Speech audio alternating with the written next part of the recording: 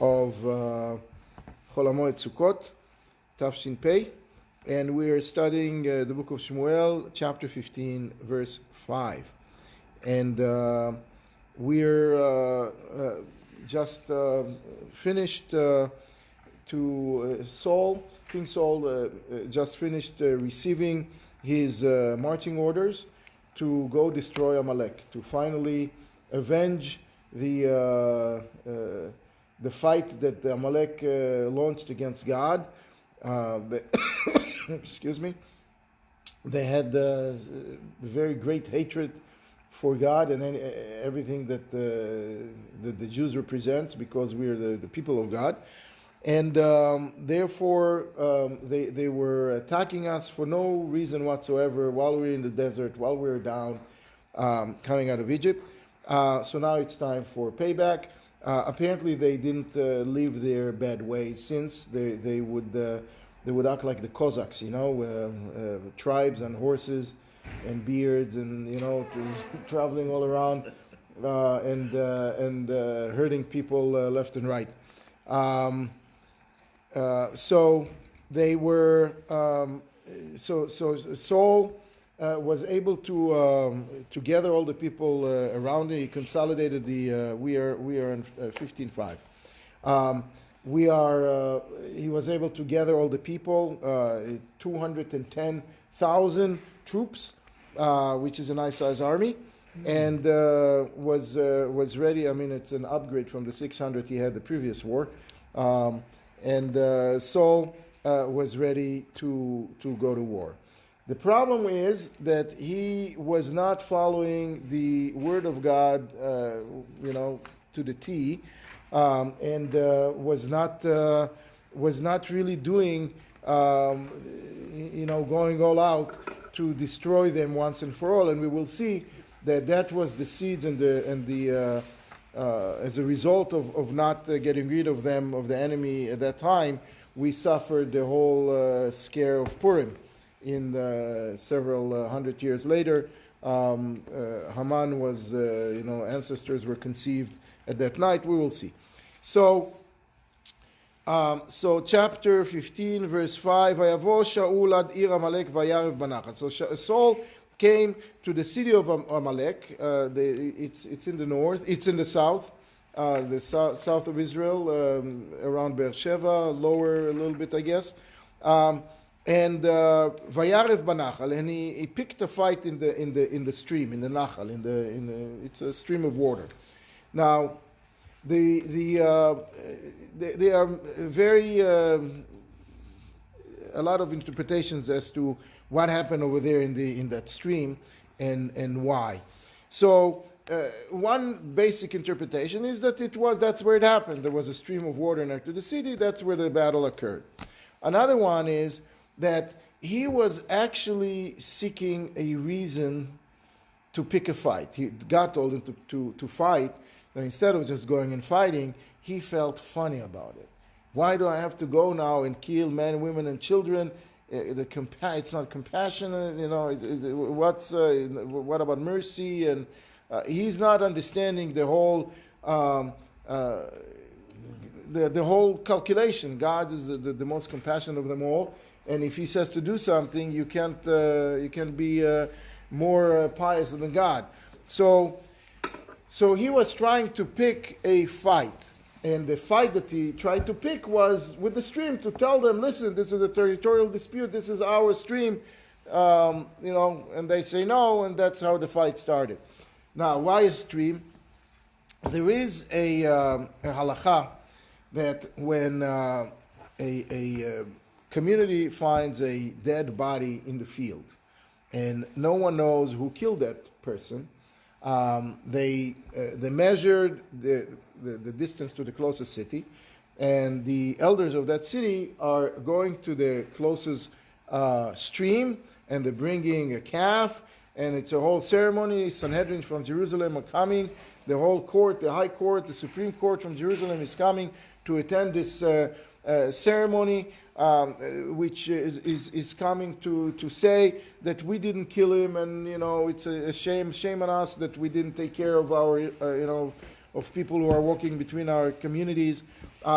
So he was trying to say, we're making such a big to-do when we find one dead person. Now you're telling me to go kill a whole nation? You know? So he was basically subconsciously arguing against God. You know, so the rabbis are saying in the Gemara that, a heavenly voice came and says, don't be that pious. Now we see later that when he had the fight with David, David was running away and was stopping in the city of in Nov, the city of the priests of the Kohanim, to get some food and water and something to eat, and they helped him. And when the word came up that they helped him, Saul came and retaliated and killed the entire city. All 80 priests were killed, except one, I think. So a heavenly voice came and said, "Don't be so harsh, Don't." So someone who is trying to be too more pious than God end up being way, way worse, more evil than they should be. So that's the Nachal. That's what happened over there. So they started a war over there.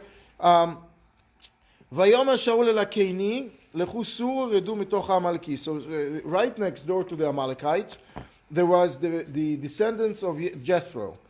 Jethro, Moshe's father-in-law, he's from the people of the Caini. That's his ancestry. And they were very friendly with us, and they didn't have, and they were basically tagging along with us since the time that Jethro converted and came along. They didn't have, though, they were not part of the 12 tribes, so they didn't have an allotment in the land.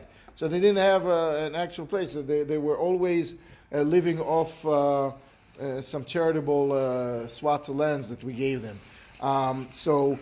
Or they were right outside of our borders, which is the case here. They were right outside of our borders, right next to the Amalekites. So they happened to be next to that spring of water. So Saul told them, listen, get out of here, move from the eye of the storm, from the area of the battle, because there will be some friendly fire casualty. We don't want you to get hurt by mistake. And why don't I want to, why do I care so much? Because you did charity with us, with the Jewish people, when we came from the land of Israel, so they left. Now what charitable act did they do to us? So there are several opinions, several options. They were all charitable acts. One of them is when they came, they came to greet us after Matan Torah, after receiving the Torah. They heard of it, and they came, and they threw out a meal, a party for Moshe and Aaron. Come a welcome. They came to us, and they served a meal. So when you serve a meal to the king, to the leader of the Jews, it's as if you honored and respected all of them. So that's charity number one. Charity number two. Yisro came to. Yes, and he brought in the meal with him. It's sounds the opposite of what usually happens, but that's what happened. Another thing that he did to us, he gave Moshe the idea to set up lower courts. Right, Moshe was sitting and dealing with every last dispute amongst people, and that took his all energy. So he gave the idea of setting up to train some judges and to set up lower courts, which was really the beginning of setting up the whole system of governing for the Jewish people. And the third thing, it's going back to the original meal that they served Moshe. And Moshe ran away from Egypt because he killed the Egyptians that was giving lashes to the Jew. He killed him. So Pharaoh wanted to catch Moshe and retaliate. So Moshe had to run away. He ran away to Jethro's city, and he found his daughter Tzipporah found him near the well. The well was in the center of the city. That was the place where, where all the commerce occurred. When if somebody needed some help, that's where they came. That was the center of the city. So she found him there and served him a meal, brought him home, and helped him. So that's the charitable act that they did to us. So on account of that, Saul said, he gave them a advance warning of the war and told them to leave. ויך שאול את עמלק מחבילה בואכה שור אשר על פני מצרים. So Saul smited Amalek from Havilah all the way down, halfway to Egypt. Okay? Halfway to the area where they attacked us. They attacked us even beyond that area. Shur is a string that sort of, 50, 70 miles away from the Suez Canal towards Israel. So it's halfway there. So they got him all the way there. It was a desert, so mostly flat land. And so they now is enlisting what exactly were the casualties of war on the side of the Amalekites. ויתפוס את אגג מלך עמלק חי. So he caught the king of the Amalekites. His name was Mr. Agag. Okay, they caught him alive. ואת כל העם החרים לפיכיו. And all of the people of the Amalekites, men, women, and children, he killed as he was commanded. Okay, but he should have killed also the king. Why did he bring the king alive? Because he felt that that's humiliation, that's like a trophy. Unclear exactly why he did that, but there was no reason, there was no benefit that he derived from it. And we will see that the king of Amalek, Agag, lived another 24 hours till the very next day, till Shmuel came about. And over that night, while he was in prison, he was, one of the mates made her way into his tent, and he had a relationship with her, and she ended up becoming pregnant and giving birth to the ancestor of Haman HaRasha. So it was very important to kill him on the spot, because you never know what happens, a few hours later, when you don't have exact control. Now, so what was so terrible about not killing all the livestock then? We'll deal with it in just a moment. Vayachmol Shaul ve'am al Agag. So Shaul had mercy, and we spoke last time about the exact in Hebrew, in biblical Hebrew, you don't have extra words that mean the same thing. Every word means something specific. So the word vayachamol means chemla, means when someone have mercy on someone, but not because they need him, not because it makes sense, and not because it's my kind. It's not a human being. It's just a logical thing. Why should I break something that have use to someone, doesn't have use to me? But why should I kill or break an animal or some object that? So it's something that if God tells you to do, it's not like an emotion, a feeling that you can overcome.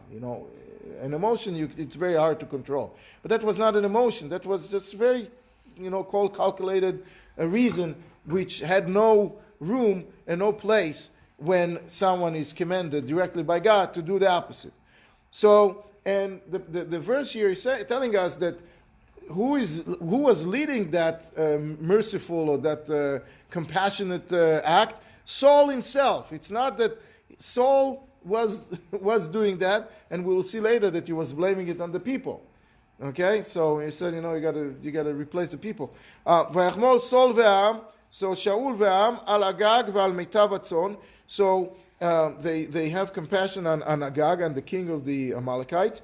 I guess it's a known thing in battles, at least on some level, to not kill the king, but bring the king as a trophy and keep them humiliated. So king doesn't. It's sort of a Geneva Convention. A king doesn't kill a king if he doesn't have to. Because you never know when he is going to be on the other side. But that was wrong, obviously. And also the best of the sheep and the bakar and the cattle, and v'hamishnim and all of the fat ones. Mishnim, it's a funny way of saying fat ones, but it's not common. But that's how all the commentaries are explaining it. It was the fat sheep, v'alakarim, which is the fat and well-to-do cattle, v'al kol atov, and all of the good ones, v'lo avu achrimam, and they did not have the desire to kill them. Meaning they worked in themselves a desire not to kill them. V'chol hamelacha nimvza, it's v'names ota echrimu. So, but everything else, which are not the good cattle and the good sheep, that everything which is disgusting, second grade, damaged, whatever, weak, that they did. They had no problem killing and replacing. Now, let me tell you a little bit of a background about some dark magic. Why not? Sukkah's dark magic fits. I don't know why. So in those days, and it's as recent as the mid 1800s, there was dark magic that was common and possible in Egypt. In that part of the world, they knew how to do it. And what they used to do is they were able to change people to objects. So they can make from a human being a donkey or a log of wood or something. We see it actually with Yeshayahu, our prophet Yeshayahu, one of the most illustrious ones. When Menashe, the evil king, descendants of David, didn't like what the message that he's bringing, he wanted to kill Yeshayahu. So Yeshayahu turned himself, used practical Kabbalah. There is such a line of study. It's called practical Kabbalah. Don't try it at home. And it allowed him, with saying the names of God, to change his form from a human being to a log of wood. Menashe wouldn't have any of that, and he ordered to cut the log of wood in two. And when they cut the log of wood, that's how they killed Yeshayahu. So it's not something dreamt up in the Midrash. That's the pshat in the Tanakh. Anyway, the other side, those who were not using practical Kabbalah, but they're using similar type of like Bilam was a magician of that kind, and he was able to perform all kinds of magic. So the same type of magic was performed by the Amalekites. And the fear was that the Amalekites, who didn't want to get killed, will change their form into cattle. And so everything that belongs to the Amalekites was supposed to be destroyed. So even if it's one of those, they're not going to survive. Now, that's one reason why the cattle had to be killed. Another reason why the cattle had to be killed is when you see a nice car. Oh, this is so-and-so's car. This is the Amalekites' car. This is the Amalekites' cattle. This is an Amalekites' beautiful gown. So, because the idea, the whole goal was to eradicate the memory of the Amalekites, totally eradicate them. You can eradicate the people and then keep their stuff, and everybody say, oh, you know what, I have some booties that I got from the Amalekites war, come see. So the name of Amalek is not going to be extinct, and the idea was to remove it totally. So what they did is they went against it, and they kept all of. Now we will see that it's very, very intricate. I heard some very interesting story about this whole magical part, which we'll see in a second as he's answering him. We'll see why he felt, because he knew all of that. Saul knew all of that story with the magic, right? And he had a reason why it's still okay. All right, we will see in a second. Okay, so the deed is done and the war is over, but it was not done right.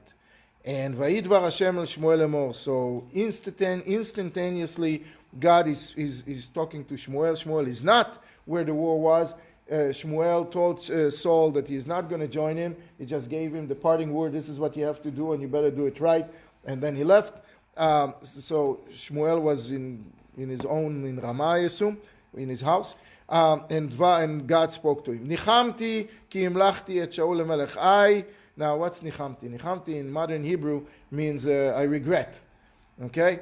Which is a very funny thing to say about God. What do you mean, God regret? Oops, I'm sorry, I made him. That doesn't make sense to say about God, right? So he's transcending time and space, and he knew what will happen. It can't be that he made a mistake. So we will see in a second what he means. But let's just read the pasuk.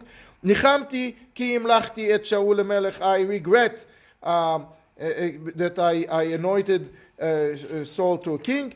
Ki shav me'acharai, because he turned from behind me, and ve'dvarai lo ikim, and he didn't fulfill my words, my command.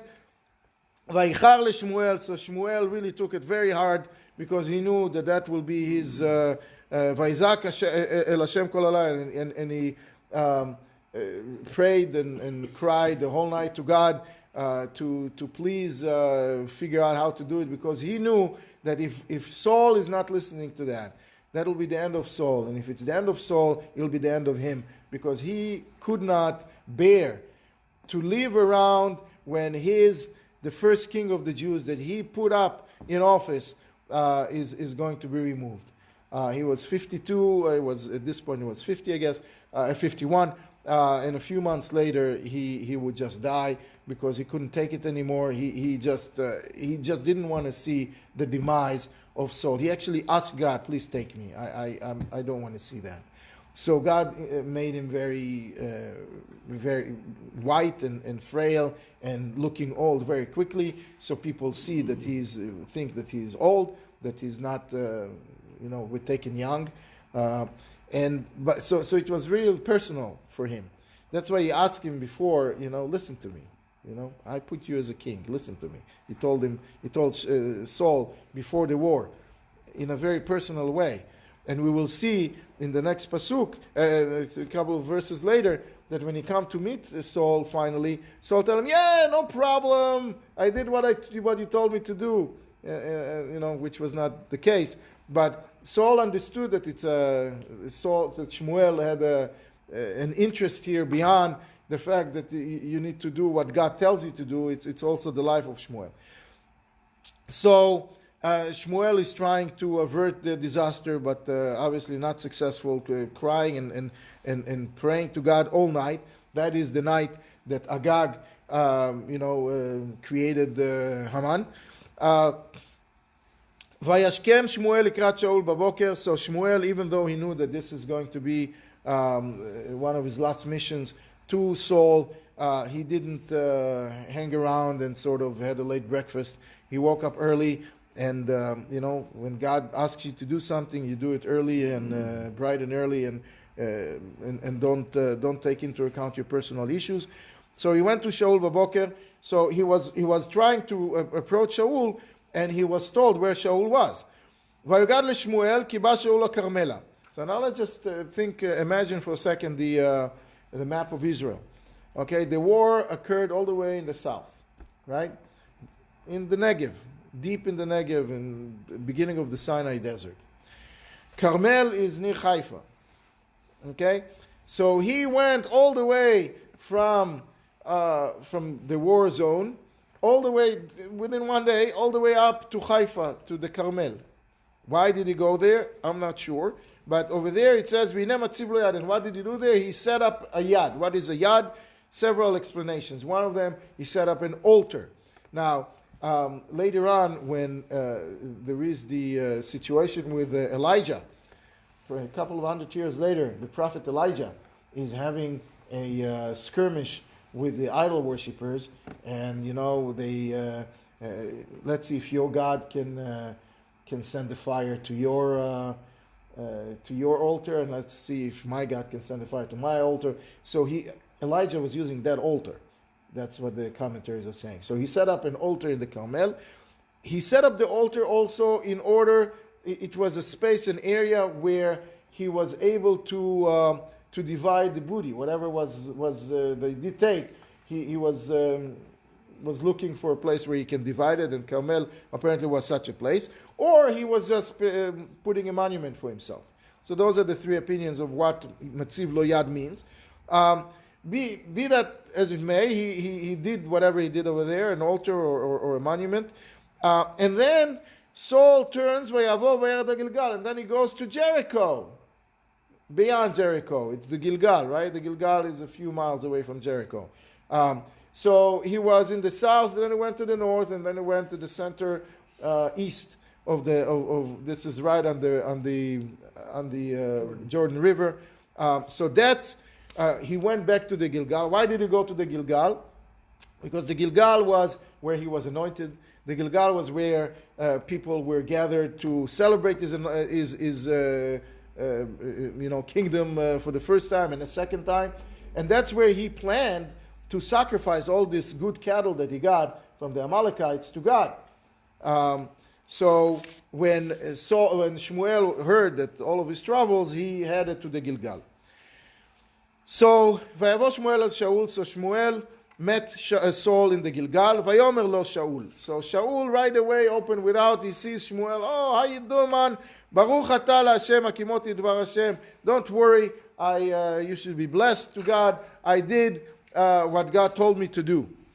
So Shmuel, is asking a very funny question. What is this cattle that I'm hearing? Gilgal is not a place where you have the people lived on a regular basis. It was a place where people gathered, and there was no cattle. What is this cattle that I'm hearing? וכל הבקר אשר אנוכי שומע, and the I don't know, how do you call what the cows do, the moo, how do you call that? Does it have a name? I don't know. The sound that the cattle is doing. What all of that? Lowing. The what? Lowing. Lowing, thank you. So now, so that was the question. Now that question set up a whole big discussion. And a whole big discussion between Shmuel and Saul and Shaul. Shaul was trying his hardest to justify what he did, and Shmuel wouldn't have any of that. And he kept arguing again and again and again, which was one of the probably most the worst thing that he did for himself, and that's earned him to lose the kingdom on account of him arguing that he didn't do anything wrong. It's one thing to break something, but if you lie about it, or you fool yourself and try to fool others, that's the worst. You broke something. This is why, by the way, the rabbis are asking that question. He did one wrong thing with the war of Amalek. David did two wrong things, and David didn't lose the kingdom. He remained in power, because when the prophet came to David and told him, you did something wrong with Bathsheba, the first word out of his mouth was Chatati L'Hashem, I made a mistake, and he right away repented. Here you will see several, 10 psukim, I don't know, a bunch of psukim, where the whole conversation was all no. So that was the problem. So what did Shaul says? We brought them from the Amalekites. Asher, and he start giving the reasons. Asher chamal, it's not me, it's the people. The people had compassion, This is where he said you have to change the people, It's not me. I'm perfect.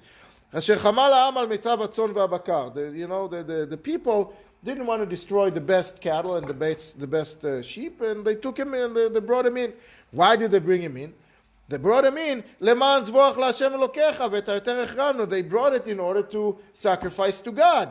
The other stuff we removed, and that was the goal, right? The goal was to kill everything else, which they did, and this is also going to soon be killed because it's to God, and you should. What's the problem? Like I did everything right. Now remember the dark magic. We were saying that some of those things can be humans that change into. By the way, there was this traveler, the Jewish traveler called Yaakov Sapir, in the mid 1800s. He would travel all of the areas of Yemen, Egypt, Sudan, this whole area, and learn about the Jewish life and wrote about it. And this is how we know about the Ammonite Jews tradition. He was very, very known, the Jewish traveler.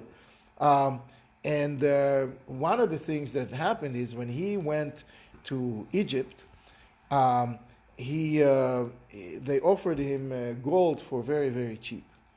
And he said, good idea, I must take that. He took it and brought it to Yerushalayim. When he got to Yerushalayim, he washed it in a sink. When he washed it in the sink, it turned back into stone, into just clay. So everybody was laughing at him, and he documented it. It's in the 1800s. Everything told him that this is dark magic from Egypt. And dark magic, there are a couple of rules in dark magic. One thing, it doesn't withstand water. So anything that you buy in Egypt, they suggested you have to check in water. You didn't know that. Now you were taken. There is another story like that in the Gemara that someone bought Zeiri. He took in the Gemara. He bought a donkey from an Egyptian, and then he brought him home. And he let the donkey drink something. And as soon as the donkey hits the water to drink, he turned back into something else, a log of wood it was, whatever. So they were laughing at him, and so he went back. He went back to the Egyptian and says, what's up?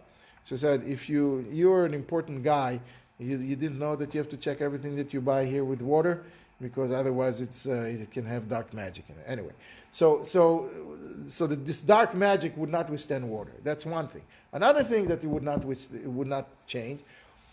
There is a rule that one of the things that doesn't change is the eyeballs. Okay, they cannot change. If they change a man to a cow, the cow will still have eyes of a man. Okay, now there is a Gemara in Bechorot, and the Gemara is mentioning the rule that the blemishes that makes a korban not kosher. Not good if they broke a leg or whatever. One of the things that makes an animal not kosher to be a sacrifice, that if their eyeballs does not look like they're, like the species that it is. If they have eyeballs of another kind, a cow has an eyeball that looks like, I don't know, elephant's eyeball, whatever different kind, or a man's looking eyeballs, it becomes pasul, it becomes not worthy of becoming a sacrifice.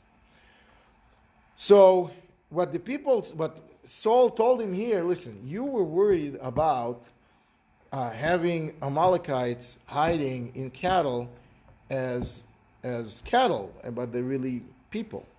But that can't be, because they chose the special animals to be sacrificed, and they chose all of the blemishes, and they saw that the eyes of these animals, it's animals' eyes. It's not an animal of a human being. So it cannot be that there is some human being hiding there, via dark magic, because the eyes are all, legit eyes for sacrifice. That's what one of the rabbis, when the commentary is mentioning, Leman Tzvoach Lashem. The fact that they made them korbanot, it shows that it is what it is. Now, he didn't take into account the fact that people will say, oh, we gave God a lot of sacrifices from the Amalekites' flocks, which we will basically desecrate God. God doesn't need people who hates him to contribute to him, It's that it's very applicable now if you get a donation to shul or to some Jewish cause by someone who is by someone who is against us, or someone who's not believing in God totally. I mean, all kinds of monies, even money that's stolen money. Let me cheat and steal and rob, and I'll give a nice donation in Yom Kippur and to shul and give $1 million and capital campaign on top of that's worthless. We don't. The end does not justify the mean in Jewish halakha.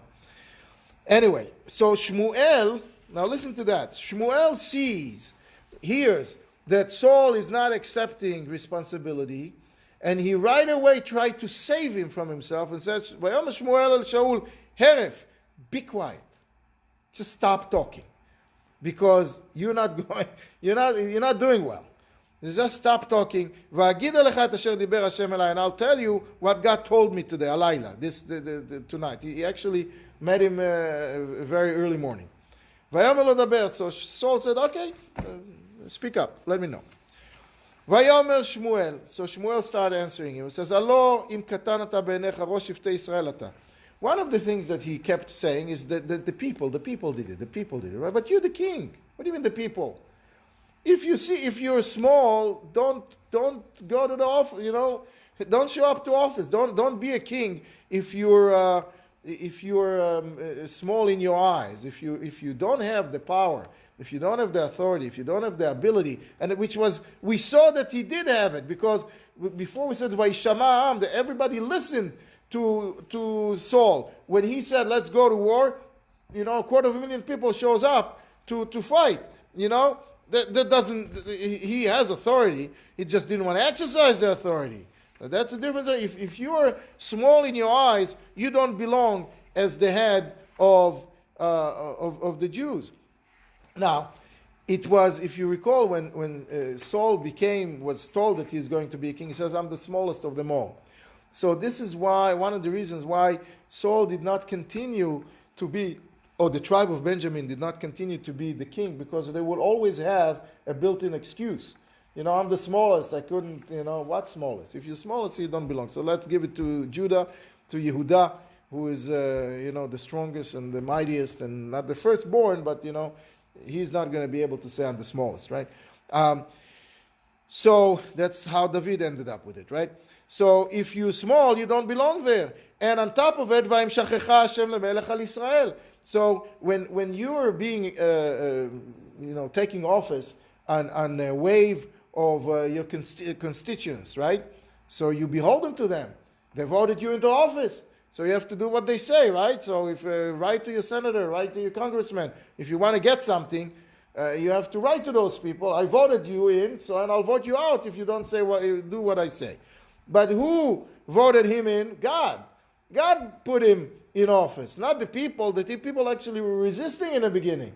So Shmuel is telling Saul, "Listen, buddy, you don't owe the people anything. You have to rule this nation. It's not the Jewish king is not a democracy. It's the rule of God. It's autocracy. You have to listen and do what's right, not what people are telling you to do. So that reason doesn't work. And then Vayishlachecha Hashem baderech, and God Himself sent you on a mission. You got executive order, directive directly from God. What are you fooling around? Why aren't you doing what you were told? Vayomer lech vecheramta et hachataim et Amalek. You should go and you should destroy those evil people, the Amalekites. Venilchamta bo ad kalotam oto, and you should fight them until you destroy them totally. Here you didn't do it. Now, just as an aside, there is a interesting halachic conversation that has to do with this pasuk. The question is, what if an Amalekite is taking upon themselves the 7 laws of Noach, right? The 7 mitzvot, Sheva mitzvot b'nei Noach, and they're becoming righteous. They're doing the right in the eyes of God. Are you still supposed to destroy them or not? So there is a disagreement. The Rambam holds that you don't. If they accept the 7 Noach, mitzvot Noach, you're not supposed to. You're not. They're allowed to stay alive. Someone is bringing the proof from here, because it says that you have to kill the Amalekites who are sinning, the sinners among them. Meaning, if they were not sinning, you don't have to kill them. That's the proof that, to the opinion of the Rambam, that an Amalekite that does the right thing can remain alive. But there are people who disagrees and says, Timche et Zecher, you have to destroy the memory of them completely and totally, and it doesn't work if you have Amalekites that remain alive. Another discussion, which we're not going to touch upon right now, is just in general, are you allowed to receive a convert from Amalek? Very, very complicated situation. Anyway, not for now. So Shmuel continues, Velama lo shamata bekol Hashem. Why didn't you listen to the voice of God, to the commandments of God? Vatar velashalak, and you were greedy. You were greedy. You were bringing this cattle. What you were trying to save sacrifices from your own money. I mean, what is this greed? Why did you take the Bentleys? You had to burn them all down. Vatasara b'nei Hashem, and you did the wrong thing. You did the wrong thing because you didn't listen to the exact words and fulfill them exactly to the point. Now we know that fulfilling mitzvahs has to do a lot with doing things just so. If you have an extra dot in a tefillin somewhere on a letter that makes the renders the tefillin on the mezuzah puzzle, you're not allowed to use it. So there was this guy that was asking, how come? Why are you such a stickler? Big deal, It's like, you meant well, and you did. What's the big deal? So the rabbi told him, I'll email you the answer. A week later, he sees him in shul, says, what happened to the answer? Well, I emailed it to you. No, I didn't get it.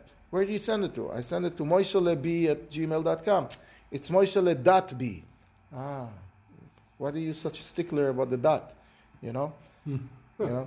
If you're stickler about the dot, you don't put the dot in, you don't get the email. You don't get the email. Why do you think that the mitzvah will be emailed to God properly with the dot or without the dot? I mean, it has to be right. So you're doing something halfway is not going to work. So let's just get in one more pasuk at least. Vayomer Shaul El Shmuel. So Saul answers Shmuel again. The second time he keeps arguing, which is the main problem. Asher shamati b'kol Hashem. I listened to the voice of God. Va'elech b'derech hashlechani, and I did walk in the path that He told me to. I did exactly what He told me. Va'avi et Agag melech Amalek v'et Amalek echramti, and I brought the king. I was told to destroy the people. This is destroying the people. He was thinking too much about the end result, not about the mean. And in Judaism, the means never justify the end. If the end has to be exactly as God said, and if you got there through a different pathway, it's not good. Tzitzis, for example. If you put the tzitzis and then you sewed it into the string, you sewed them into the piece of clothing, the tzitzis is not good. You have to have the clothing and then you have to wrap the tzitzis. If the tzitzis, for example, tears, it caught you and tore. You cannot just sew it. You have to undo it, sew it, sew the piece of clothing, the corner, and then put the tzitzis all over again. It has to be with the right order. Tefillin, you cannot write Parsha 2 before Parsha 1. It has to be in order. You cannot, otherwise it's not worth it. God is not interested. God needs the string. Does he need the tefillin? He doesn't need those things. He wants people to do what He says. He wants the dot in the right place. That's what He wants. So He gave us a whole bunch of things, a whole bunch of dots to do. So follow the dots. Vayikach ha'am me'ashalal, and again He blames the people. The people took from the booty, tzon u'bakar, reshit acherem. They took the best one. Why did they take the best one? Yizboch l'Hashem lokecha b'gilgal, in order to bring it. So they didn't take it because of greed. One of the one of the accusation of Shmuel was that it was greed. So Saul says it's not greed. It's for God. It's not for them. They're not going to walk home with it. Vayomer Shmuel, and this is one of the most famous verses, and we will finish with that. We'll go into it a little more next time. I'll just read it briefly. Vayomer Shmuel, החפץ לה השם בעולות וזבחים, כי שמוע בקול השם, הנה שמוע מזבח טוב להקשיב מחיל אבלים. Does God need your sacrifices? You think that God is sitting over there and needing the shawarma from the sacrifices? He's not interested in it. What he is interested in is kishmoa b'kol Hashem. He is interested in you listening to his voice. In a shmoa mizevach tov, listening is much better than the best sacrifice in the world. To hear, to listen, to internalize is much better than all of the best part of the animal, the fat of the rams that you bring to the korban. Next time we'll wrap it up.